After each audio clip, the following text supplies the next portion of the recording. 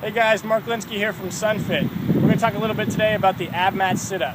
I get questions about why do we have to use an Abmat to do sit-ups? Shouldn't we be able to just get up off the ground ourselves? Well, yes, we should, and we are, and that's true. But when it comes to fitness, sometimes it's more important to be conscious of the way the body should be properly moving with regards to compression and range of motion when we prepare for these everyday life activities.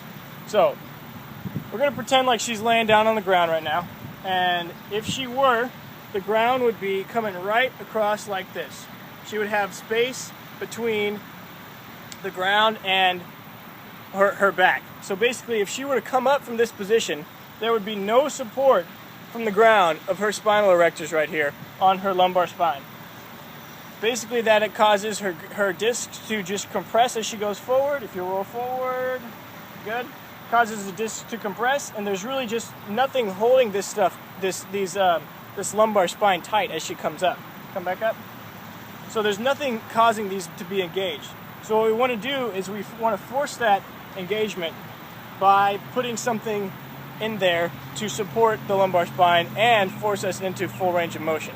When she's sitting like this, most commonly, if you'll turn your hips forward, most commonly, and lean forward a little bit, turn your hips forward, there you go. Most commonly, we see people miss range of motion as they come down to their sit-ups if they just use the ground. Go back to neutral. But if we put a support in there, they can come all the way back to neutral, bring their shoulders back to the ground, and then reach full range of motion as they come up. As she comes up, the spinal, go down a little bit further. The spinal erectors are engaged, and each further portion of lumbar spine that's engaged means that there's going to be a further portion of anterior spine, basically, that's going to be engaged, and anterior torso is going to be engaged. So she's recruiting more musculature from the front just simply by means of applying support to the back. So very, very important piece of equipment that we use for fitness.